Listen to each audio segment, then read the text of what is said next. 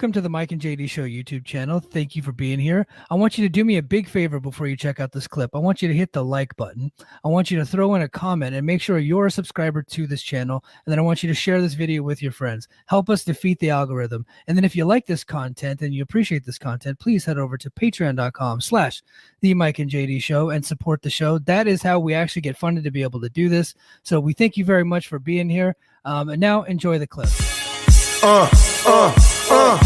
Competition starting to get thick, it's the click, so I hope you watch your A game. A made no rain from the track when we unite and spit. This is an A game, better bring your A game.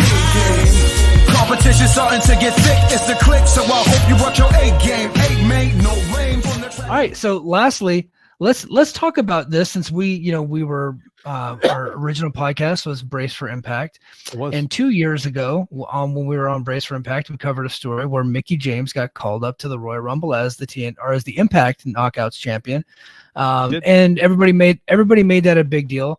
In hindsight, it wasn't really that big of a deal because Mickie James was not under contract to Impact. They were going to bring her anyway. They were just WWE was kind of being nice, like, hey, look, we're going to bring her in. And Mickie wanted to come in as the Knockouts champion, and so they just allowed that. Brought her in. Mickie was in the Rumble for like 7 minutes, and they threw her out. Right. This go around, Jordynne Grace, who has never had any ties to WWE whatsoever, has never been on their TV, was never signed to that promotion. WWE made the call, I guess, the week prior to TNA, asked if they could use Jordynne Grace as the Knockouts champion. She made her appearance at number 5 in the Rumble. She came in immediately and started to have like actually a fight with Trinity, and they acknowledged that she had just beaten Trinity for the championship at Hard to Kill, and that Trinity was the former Knockouts champion. And then she was actually in there for like 15 minutes, got thrown out by Bianca Belair, one of their top stars, and looked impressive. They praised her afterwards, and you know what? Look, this was probably not the week that you want to be associated with WWE if you're TNA. However, I could see that this has really helped Jordynne Grace's stock, with what she does on the outside of wrestling, with her different websites she has and her different services that she provides on the internet. I know her Twitter, Instagram, all her followers went up. She got a bit more famous. She was in front of 50,000 people and millions worldwide. So she was pretty elated. What do you think about this WWE bringing in Jordynne Grace stuff? Bad week. Yeah. Really, really bad week to do that, because you kind of get lost a little bit in that. It's good for her because she's never had that like super mainstream wrestling exposure on either of the big companies, and she's awesome. So I mean, it's cool. It's cool she got her moment. I like in WWE fashion, she got tossed by Bianca to make sure you know where you are in the pecking order, which again, it's their turf. It's their turf. You get to do that. So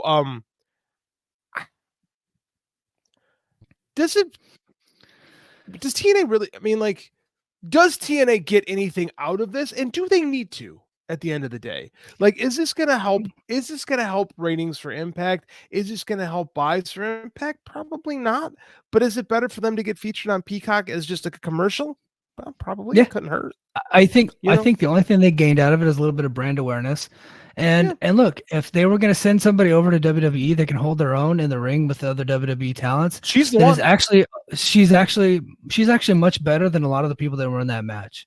And honestly, like, miles better. Like she got in there and it was like, oh wow, she is, like, I knew she was really impressive, but because the talent level in TNA is not that high, sometimes it seems like she has to work down to her talent. Like, she's always like way levels above.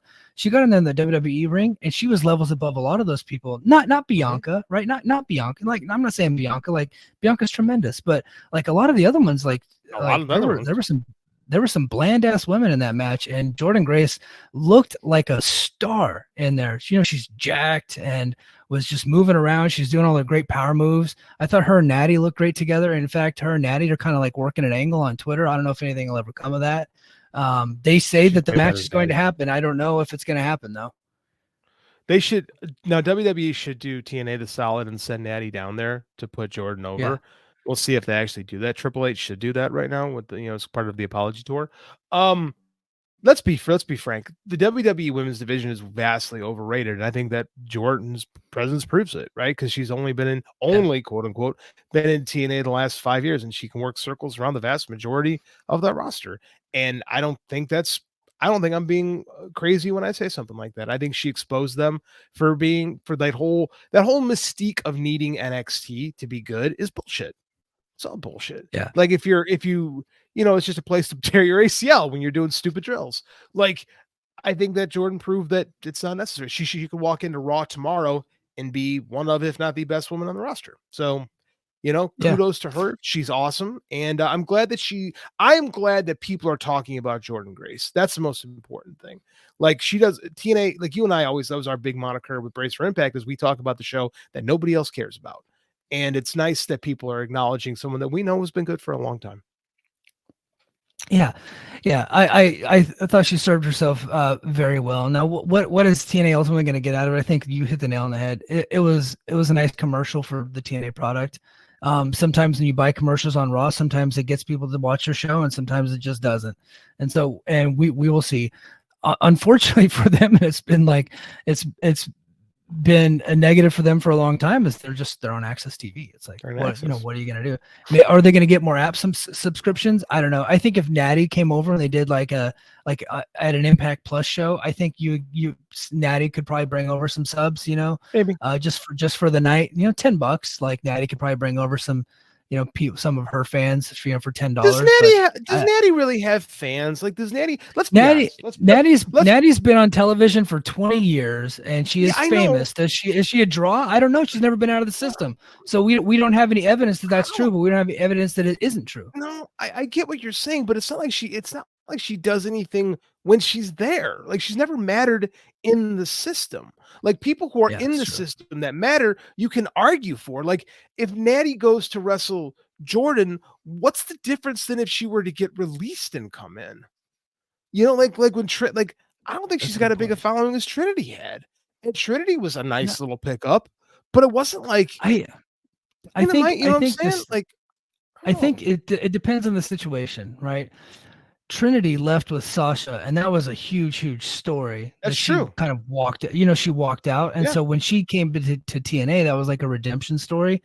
If WWE sent Natty and they promoted it on their social media, I think people would want to see that just because of the situation.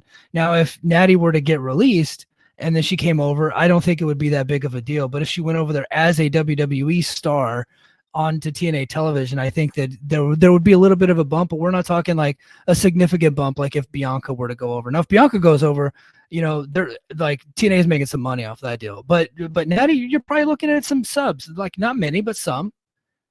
How many Wrestle Universe subs were picked up when Nakamura came to wrestle Okada? Or last I checked, it was 975. I'll have to double check that. So I'm kidding. I have no idea. I'm kidding. I don't have access to those you said that with such authority and so on the cuff that I 100% believed you. I thought, Mike sniffed me out. This is impressive. You totally, JD. Totally how would I even know that? I thought I was asking a rhetorical question and you had an answer for me. So I was like, holy shit. No, that's what I'm saying. Is like, I don't think that Nakamura, who's a much bigger deal in the WWE environment than Natty, didn't have a whole lot. Like it was cool, but it was guys like us, right? It was people that said, ooh, Nakamura Muda. Like, I don't think that, because WWE, here's the truth. Most WWE fans just watch WWE and don't want to be bothered by other wrestling because they think it's beneath them. I pick on our buddy Scott, but he would probably watch TNA if Natty came over, but the vast majority of them probably not. Dude, our buddy Scott thinks Top Dollar is, and I quote, cooking in TNA. Top Dollar. Did he say that? I left the chat. Did he say that in the chat? $1 general. I don't know if he said cooking, but I've been holding on to that joke for a little bit. But but no, he does like Dollar General though. He does like him. So and he's like, how can you hate this guy? Yeah, he goes, how can you hate this guy? I'm like, because he fucking sucks. That's why I hate him. Like, it's terrible. He's a bit of a douche nozzle, right? Yeah, but that's our buddy Scott. I love that guy. He's very much a football fan, like just supporting his team. Doesn't matter what they do, he just supports his team. Got to support the team. Sue Williams asks, is Natty drawing Ash by Elegance numbers? Well, Ash by Elegance hasn't had a match yet, so we'll see if she's a draw. I doubt it, but you know what? I would say Natty is as far as like Natty versus Dana Brooke, I would say Natty is above Dana Brooke, but not that far. I would agree with that. But Natty, she's a heart, and she's just been around for a long time, and just has like that long time. You know what? And I didn't think that Nemeth would be a big deal when he came over to TNA, but he was the world champion at one point, like in 2012 or whatever it was, when he beat Alberto. And he's come over to TNA. And Orlando looked good. The crowd looked good. I watched him at TNA tonight. But the only numbers I get from him for what he's doing, because Access, you can't really count their ratings because nobody has the channel. But the YouTube numbers that he's drawing are like in the millions. It's insane. Yeah. So kudos to Nick Nemeth. I never thought that. Yeah. Yeah, versus what Steve Macklin's doing, who I think Steve Macklin's world's better than Nick Nemeth. I'm not even kidding. They were in the ring together, cutting a promo on each other. Macklin blew that boy out of the water. Like, it was like Macklin looked like the bigger star in the ring against Nemeth, and he looked like a more believable badass than Nemeth. Well, that's because he is. But here's the thing, Macklin is low key one of like the coolest guys in pro wrestling that people don't talk about. Like, not enough people, and it's because he's in TNA, so he gets ignored, much like Jordynne, right?